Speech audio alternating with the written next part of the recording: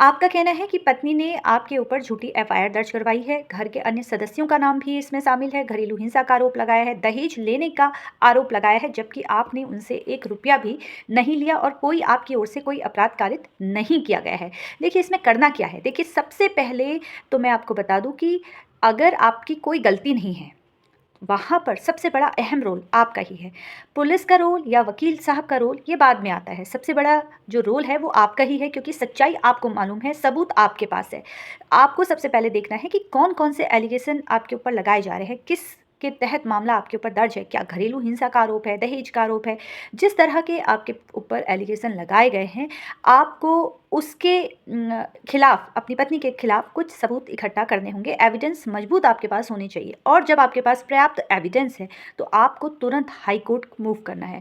आपको वहाँ पर बीएनएस के सेक्शन 528 के अंतर्गत आप पूरी एफआईआर खारिज करवा सकते हैं। मामला रद्द हुआ जा सकता है बहुत आसानी से, क्योंकि सबसे बड़ा रोल आपका है। आपके पास सबूत होना चाहिए, आपके पास ये जानकारी होनी चाहिए कि आखिर वाइफ के द्वारा इतने झूठे आरोप, इतने गंभीर आरोप आपके ऊपर क्यों लगाए गए हैं, क्या कारण है।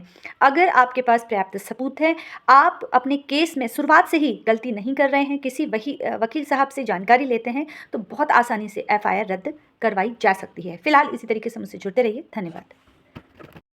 बहुत सारे मामले आजकल मैं ऐसे देख रही हूँ, आपके द्वारा मेरे मैसेंजर पर मैसेज आते हैं, क्लाइंट से बातचीत होती है, उनका ये कहना होता है कि हमारे विवाह को 20 साल हो चुके हैं, 25 साल हो चुके हैं, जहाँ पर आपकी एज 40 प्लस है और आप इस अवस्था में आकर अपने पार्टनर से अलग होने की सोच रहे हैं। तो मैं नहीं समझ पाती हूँ कि इतने सालों तक आप साथ रहें और अब आपको लग रहा है कि हमें अलग हो जाना चाहिए। ये जो बात है, ये पति भी करते हैं और पत्नियाँ भी करती हैं। जब आप दोनों को साथ रहने की ज़रूरत है, जब एक एज ऐसी आती है जहाँ पर दोनों को साथ रहने की ज़रूरत है, क्योंकि उस वक्त आपके बच्चों का करियर का सवाल है, बच्चों की पढ़ाई है, आपको अपने माता पिता को भी देखना है, भाई बहनों को भी देखना है, अपनी नौकरी भी देखनी है, अपने परिवार को भी देखना है। उस बीच अगर आप दोनों के बीच में अनबन होगी तो कैसे चलेगा? बच्चों का करियर क्या होगा जब आपके बच्चे 12th में पढ़ते हैं या कोई कोर्स करने के लिए वो जा रहे हैं? अगर परिवार में विवाद होगा तो उनकी पढ़ाई पर कितना बुरा असर पड़ेगा, एक बार सोच के ज़रूर देखिएगा। छोटी-छोटी बातों को लेकर मतभेद होना छोटी बातें हैं जो आप सिर्फ़ अपने आप को सही साबित करने के लिए बड़ा बना देते हैं।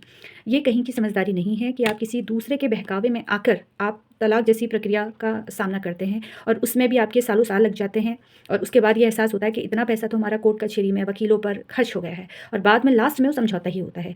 अगर आपसी सहमति से अगर अलग हो रहे हैं, जहाँ पर आपका रहना बिल्कुल मुश्किल हो रहा है या अवैध संबंध आ रहे हैं, तो वहाँ पर अलग होना जायज़ है, क्योंकि रिश्ता भी वहाँ पर नहीं बचता है, बच्चों पर भी बुरा प्रभाव पड़ता है। लेकिन छोटी-छोटी बातों में अपने माता-पिता को लेकर वाद-विवाद हो रहा है या घर परिवार में लड़की के पक्ष की ओर से ज़्यादा दखल-अंदाज़ी है या लड़के पक्ष की ओर से ज़्यादा दखल-अंदाज़ी है, उससे आप दोनों अपना रिश्ता ख़राब करेंगे। इससे बेटर है आप दोनों किसी काउंसलर के पास जाइए, वहाँ बात कीजिए, अपने-अपने पॉइंट रखिए, अपने समझने की कोशिश कीजिए, अपने विचार रखिए, या आपको लगता है कोई एक ऐसा व्यक्ति जो आप दोनों को समझा सकता है, उसके पास अवश्य जाइए। बस अपनी आपको सही साबित करने के लिए न्यायालय का रुख करना, झूठे आरोप लगाना, ये मैं नहीं समझ पाती हूँ कि ऐसा क्यों आप करते हैं, क्योंकि जीवन में सिर्फ लड़ाइयाँ ही नहीं रह गई हैं। आजकल के समय में आपका करियर है, आपकी नौकरी है, महिलाओं के लिए भी बहुत सारा काम है, अपने घर में अपने बच्चों को देखना है, घर का काम है। जो महिलाएँ काम करती हैं, उनके लिए तो उनका जीवन तो ज़्यादा कष्टकारी है, क्योंकि वो घर भी देख रही हैं, बाहर भी देख रही हैं, बच्चों को भी देख रही हैं।